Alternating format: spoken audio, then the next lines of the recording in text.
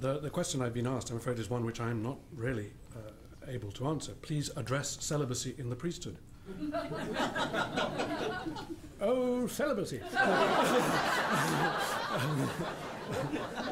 Both straight and or gay. Just undressing. Oh, undressing. There's been quite enough of that, thank you.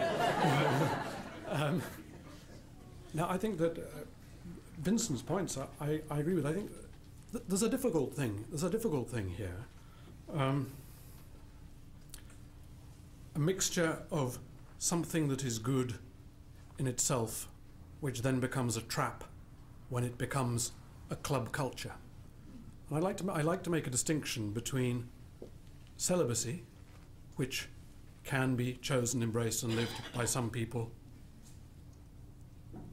either for long periods of time or for the whole of their life, and a culture which is formed by the obligation, or at least the publicly held obligation, to celibacy. And I think that Vincent is exactly right. The problem in the church has been that it's been run by a culture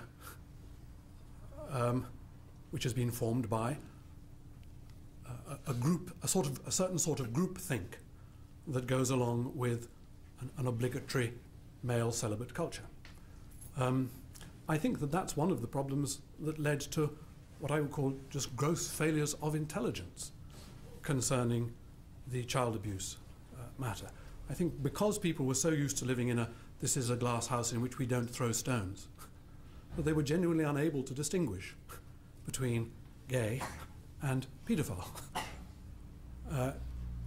If you like, it was a desire to be merciful that made them too merciful, and therefore saying, oh, I don't want to know too much about that.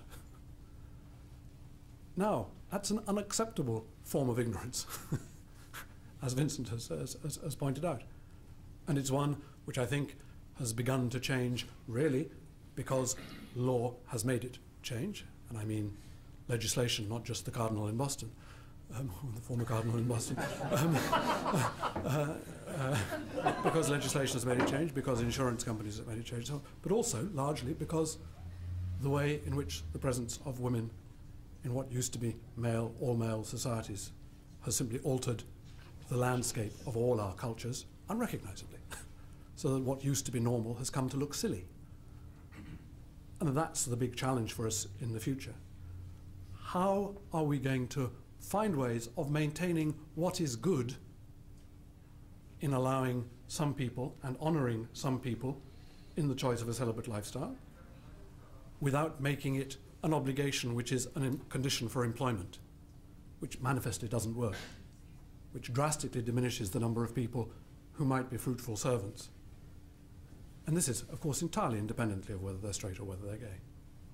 That's a non-issue. I think that Julie is absolutely right on that one.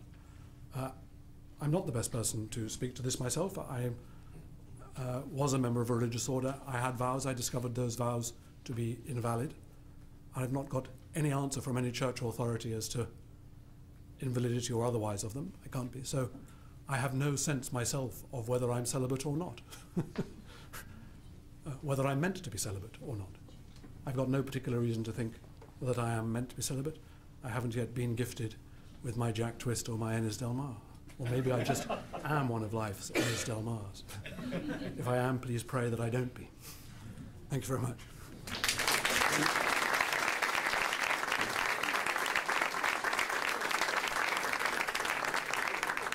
Okay, so I would like to give our panel one more round of applause.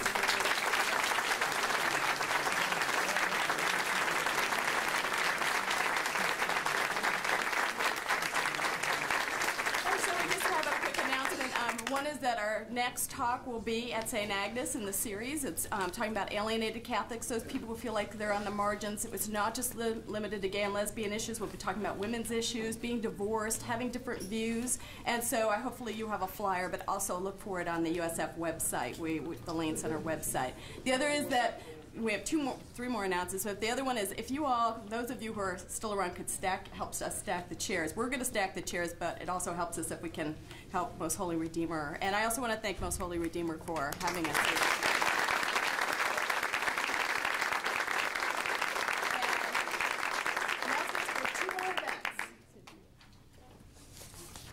everybody. I'm from San Francisco State University, and on Thursday, February 23rd at Grace Cathedral, we're going to be hosting a panel. I'm with the Human Sexuality Studies program there and the National Sexuality Resource Center called Fitness for Priesthood, Shifting Vatican Teachings on Homosexuality.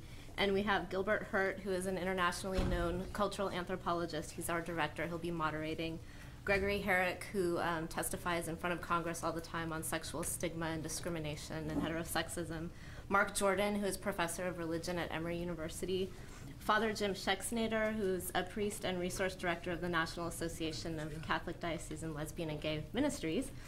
And Bernard Schlager, director of national programming at the Center of Lesbian and Gay Studies in Religion and Ministry. And then Charlene Shearhart, who was actually here last week, who is a former member of the Sisters of Social Services. The event's being co-sponsored by Grace Cathedral and the Center for Lesbian and Gay Studies in Religion and Ministry, and it's from 7 to 9 p.m., and there is only seating for 100, so if you want to go, I encourage you to go early to get seating, and I invite all of you, so thank you.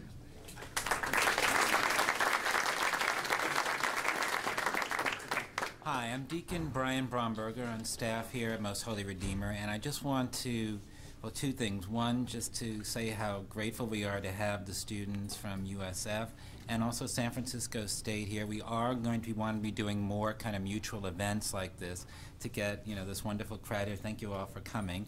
The second thing was I wanted to tell you about an event coming up. It's not at our church, but the San Damiano Friary, which is on 573 Dolores Street, opposite Dolores Park. They're Episcopal Franciscans. They're having a one-day workshop, LGBT Christians Telling Our Stories, Autobiography as Sacred Text. It's a day-long seminar. Brother Richard was here. He couldn't stay. He had to leave, and he wanted me to make the announcement. It's a day of storytelling, prayer, and sacred conversation with other LGBT pilgrims on the way.